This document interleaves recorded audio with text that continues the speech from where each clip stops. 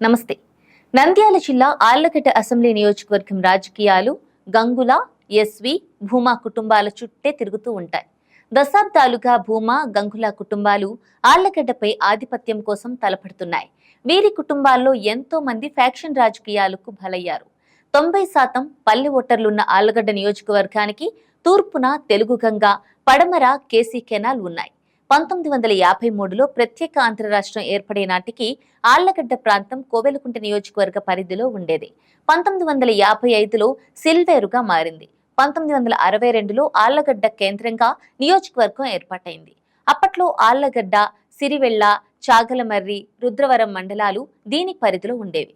2009 నియోజకవర్గాల పునర్విభజనలో గోసుపాడు మండలాన్ని నంద్యాల నియోజకవర్గంలో కలపగా అంతవరకు కోవెలకుంట నియోజకవర్గంలో ఉన్న ఉయ్యాలవాడ, దొర్నిపాడు మండలాలను ఆళ్లగడ్డలో కలిపారు. కులాల వారీగా చూస్తే ముస్లింలు, రెడ్లు అత్యధిక సంఖ్యలో ఉంటారు. ఆ తరువాత ఎస్సీ, మాల, బలిజ, మాదిగ ఓటర్లు ఉంటారు.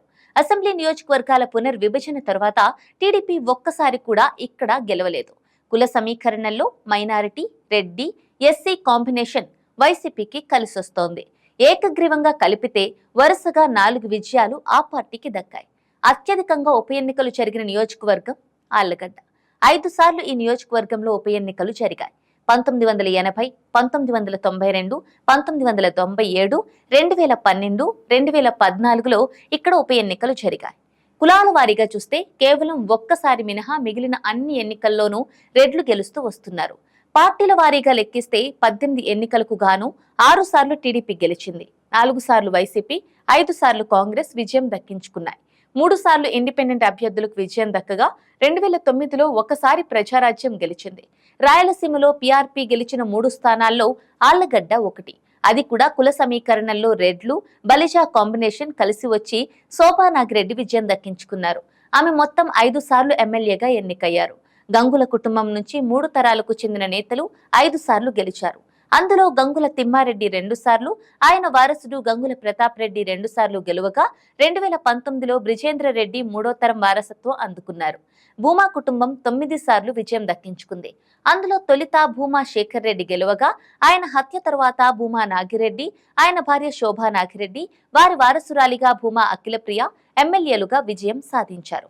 శోభా నాగిరెడ్డి తండ్రి ఎస్వి సుబ్బారెడ్డి కూడా ఆళ్లగడ్డలో 2 సార్లు గెలిచారు.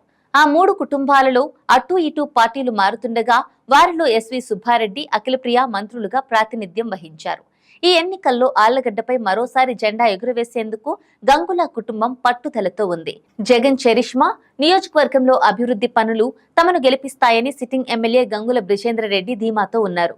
ఇక టీడీపీ విషయానికి వస్తే అఖిలప్రియకు చంద్రబాబు టికెట్ కేటాయించారు. విపక్షంలో ఉండగా పోరాటాలు టీడీపీ, జనసేన, బీజేపీ కూటమి, భూమా బ్రాండ్ తనను గెలిపిస్తాయని అఖిలప్రియ నమ్ముతున్నారు.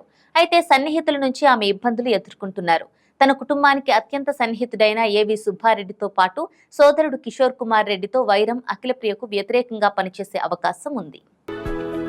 For more interesting updates, do like, share and subscribe to Volga News.